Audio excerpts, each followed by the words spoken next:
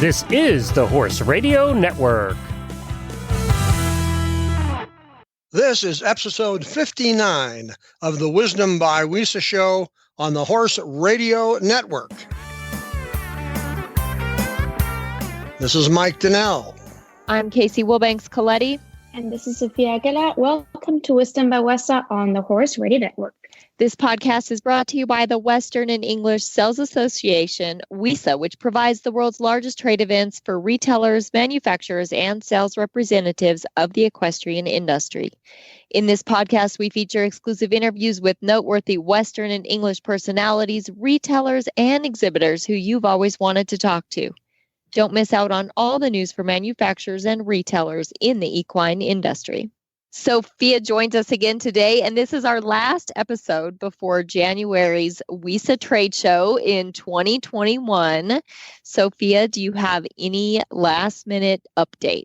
I know we're so close. The DMC actually canceled the Western and English fashion show, which was planned for the opening night on Thursday, January 14th. And that's just another effort to keep everyone safe and healthy and to avoid any larger gatherings. However, the WESA Runway Cafe fashion event will still take place. This fashion show is smaller, but it will take place daily on the 14th floor at 12 p.m. every day, starting on Wednesday through Saturday. So that's the pre-trade show day to the second to last day of the WESA trade show. And exhibitors can still sign up to showcase their items or also an entire look. That deadline is actually tomorrow, December 31st. Do you have any tips for the attendees and exhibitors once they finally arrive at the WESA trade show? So everyone can tag us at WESA Trade Show on Instagram, Twitter, Facebook. We're also on LinkedIn or YouTube. In any posts or stories, we'd love to reshare them. We actually also had some buyers sharing how they utilize social media during the trade show to keep in touch with their customers, just to see what they would maybe like to purchase at the stores after the trade show. So maybe listening back to those episodes with retailers will help. And then for exhibitors, it's always great to gain any awareness during the trade show. So just, again, go ahead and tag us. There's a lot of companies on the show floor, so not only a visually appealing booth will attract buyers, but also fun and exciting posts on social media. And as always, I will be walking the show floor to feature exhibitors on our social media accounts as well. So if you want to be included, just go ahead and reach out to us or just stop us, me or Kristen, on the show floor. We're fast walkers, but you can just try to catch us and we'll stop by and just share and post about anyone. And Sophia is the sweetest ever, so I second that. Make sure and stop her for anything that you need. Thanks again. As always, you always have interesting tidbits and great information. And it's exciting that this is not exciting. It's our last episode before then, but exciting that it's so close. And also to add to the excitement, another really great guest today that we'll have Mike give a little information about. Most companies have a mission statement, and Fastback Ropes is front and center on its website: to build the best ropes in the market. Living up to that mission requires the company to consistently introduce new types of ropes designed for contestants and ranch work in all types of environments. Coy Upchurch, Fastback's general manager, joined us to talk about all this and why the company has thrived during the pandemic. Coy Upchurch, thank you so much for joining us on the Wisdom by WESA podcast. I appreciate you having me. I tell you, if you've been in the rodeo or the ranching business, the name Fastback Ropes is familiar to you, but I would also say that is not by accident. The company's mission statement is posted right on its website, and it's to build the best ropes possible on the market. And when you have a quality product, people talk about it, but you're also very aggressive in marketing that. But let's go back a little bit and quickly summarize an overview of the Fastback rope business today. Okay. Yeah, we're here in Thorpe Spring, Texas, which is just a little community right outside Granbury, Texas. It's southwest of Fort Worth and between Fort Worth and Stephenville. And been in business since '95. And here lately, we've just seen a real big growth of our ropes. Everyone here is committed to making the best rope we can. We've got a lot of guys here that have been in the rope business for 20 plus years. And, we all rely heavily on everybody's input. We, like to think that everybody has a little bit of a say, and that helps us have a better product. What I thought was interesting, and you and I talked about this earlier today, is that your business actually has increased while much of the country is suffering and business people are suffering from the pandemic. It was nice to talk to someone who actually has experienced a company that's actually experienced growth during this period. But why don't you talk a bit about why that is? Well, when the COVID shutdown happened across the country, team ropers, they didn't have anything to do except practice. So they all went home and started roping in their backyards or whatever. And consequently, they used up, when you're practicing, a lot of times you use up more ropes than you do when you're actually competing.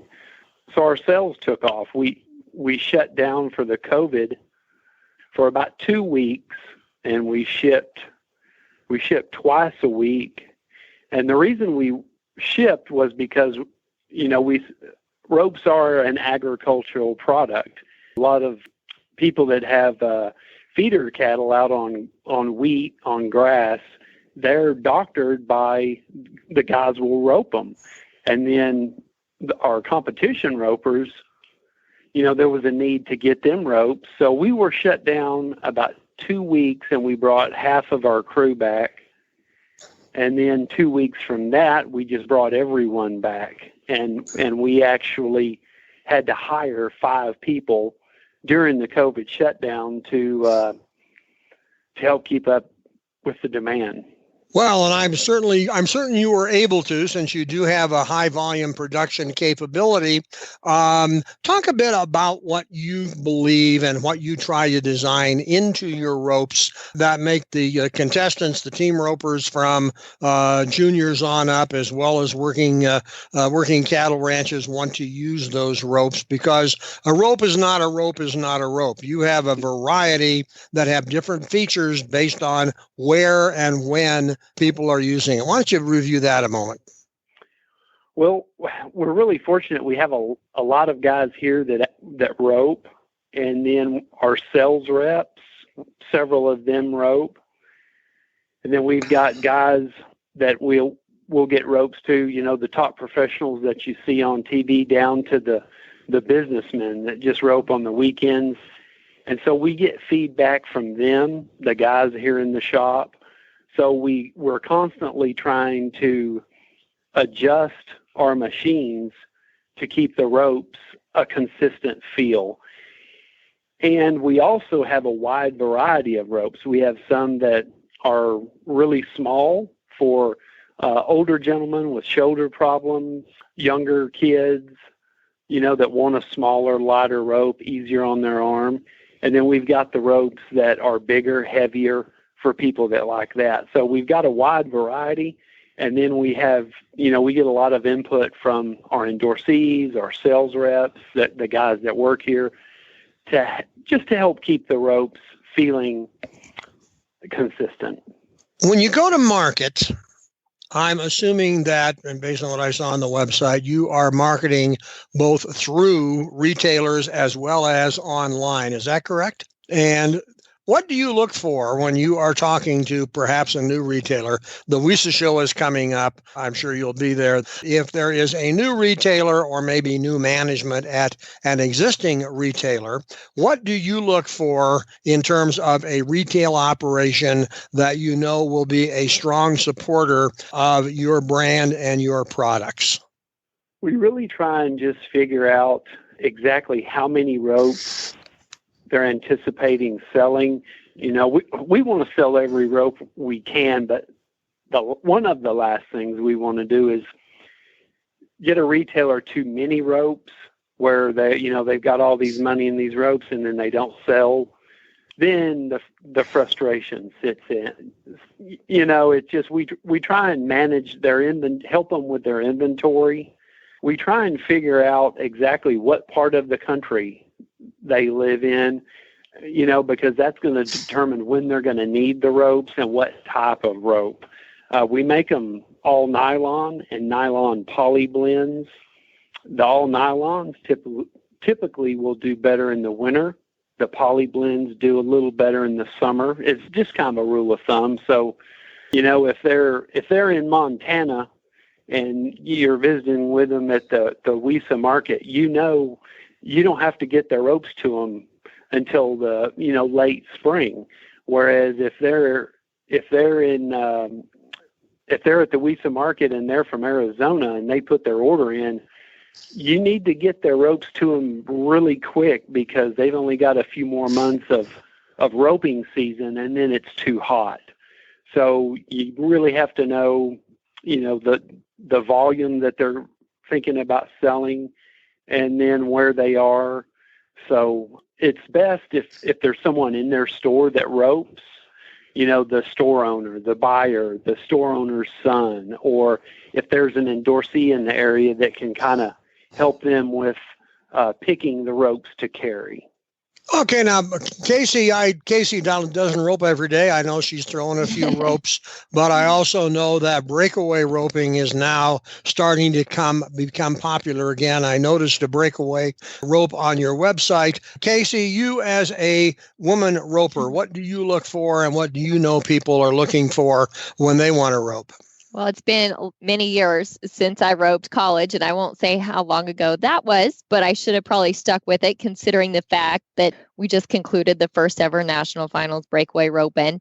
One of the ladies there was JJ Hampton, which happens to be one of your endorsees, Coy.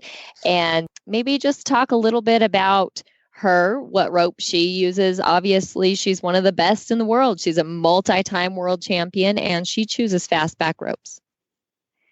She is. She and I actually high school rodeoed together. I've known her and her family I'm 53 and we roped together in high school. So I've known her a long time.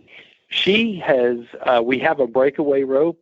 It's the Athena. And then we also have a calf rope. It's labeled a calf rope, but that's the rope that JJ uses. It's the Edge. It's a 4-strand, all poly rope. And that's just the feel that she likes. It has a little bit more tip weight, not quite as much body, and that's the feel that she likes. So, yeah, she is a phenomenal roper and has been ever since I've known her. Sure. She's very talented. She comes from a very talented family. She learned the right way to do it first, but she also works very hard at it. So, yes. She's been very dedicated to the sport for a very long time and dedicated to the growth. And so to me, when speaking of that, and she's teamed up with you, and let's also add maybe Clay Tryon in there as well, 3-time world champion, and has been with you for 17 years. I think that speaks volume to maybe the innovativeness of you, your company, your ropes, for two people like that, which not the only two, but two people like that have stuck with you for as long as they have and been successful as they have.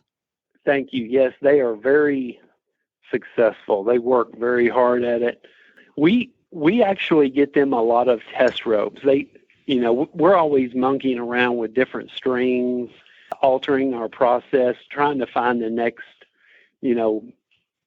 great thing. So we get them a lot of test ropes. We get a lot of input. But at the end of the day, they kind of always come back to their staple ropes, which Clay uses a variety of ropes. Yeah, it's great having them on, and we rely on their input. Let's talk about the rope making process.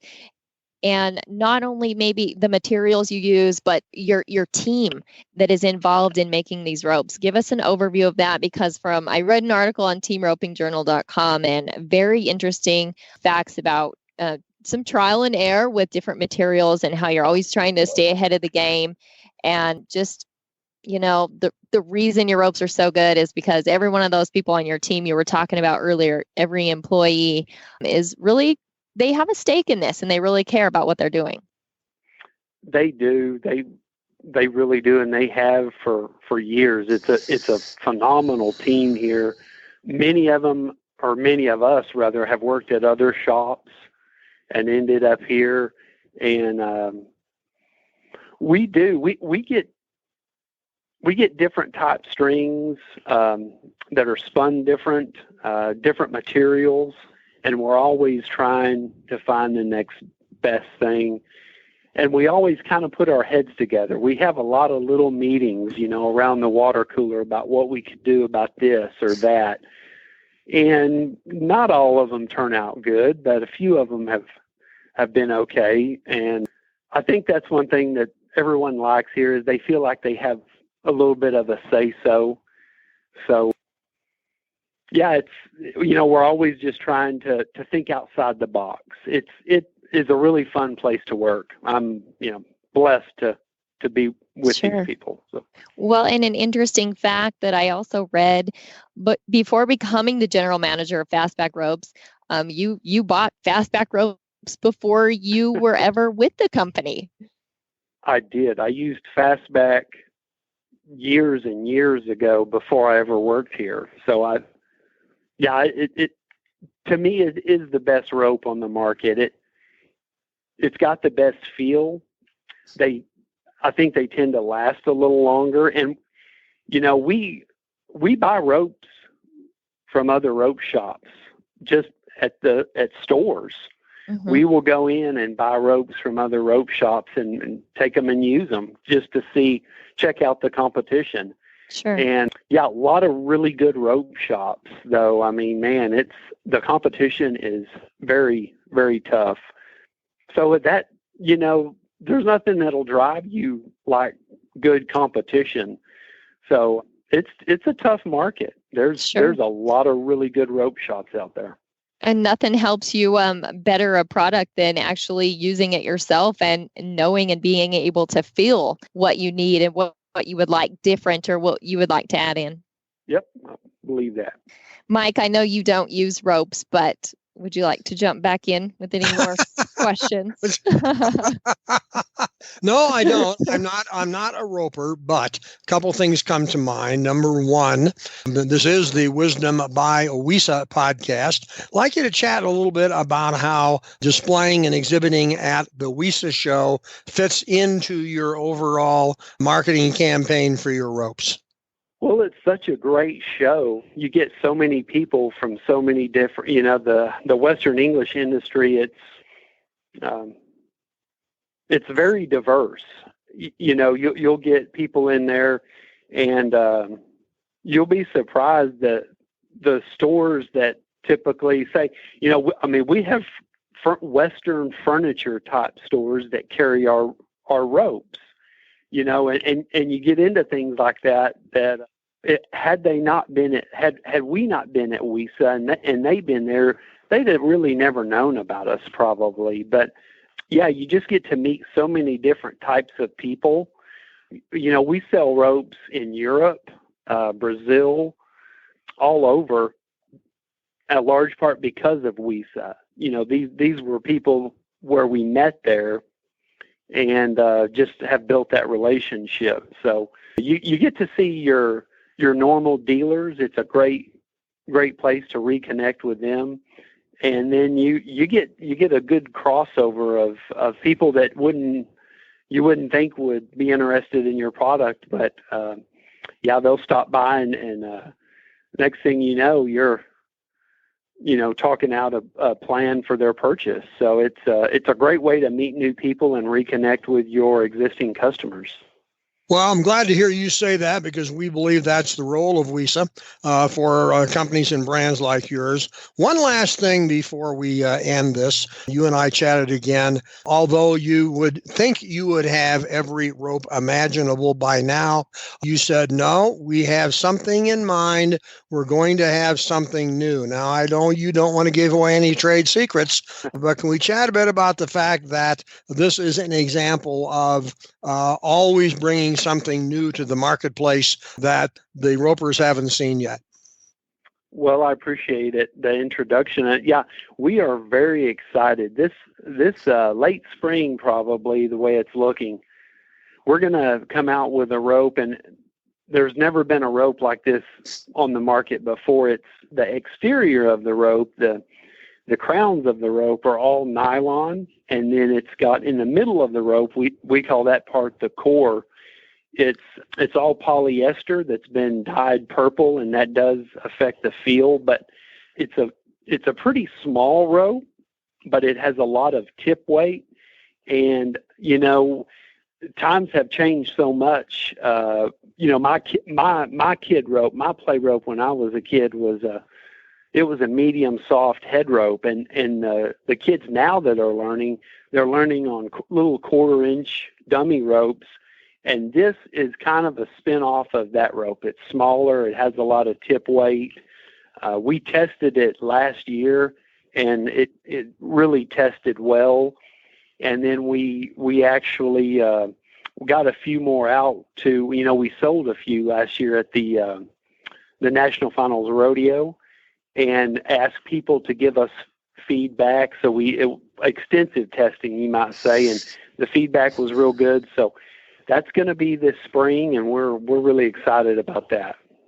Well, I think all the ropers will be excited about it as well. Everybody already uses fastback ropes, but you're looking to take a look at it and maybe give it a try. Coy, we could talk ropes all day. I don't rope, but it's fun to talk with you. I always like to talk with brands about the business side of what they do, and Casey talks about the contestant side. And I do appreciate you taking the time to chat with us about a little bit about the history, or as we call it, the past, the present, and the future of fastback ropes. Thank you very much. It was an honor to be with you guys, and be glad to do it anytime. We appreciate everything that you do. I thank you very much. Have a great day. The show notes and links from today's show can be found at the wisdombywesa.com website. And as always, we'd like to hear your feedback. There is a contact link on that website. The Wisdom by WESA show will be published on the 15th and 30th of every month. You can listen on most of your favorite podcast players, and you can also listen on the Horse Radio Network app on your iOS or Android phone. You just search Horse Radio Network in the App Store. It's free and super easy to use. Be sure to visit all the great shows on the Horse Radio Network at horseradionetwork.com. Thanks for listening to the Wisdom by WESA podcast. WESA, where the industry meets.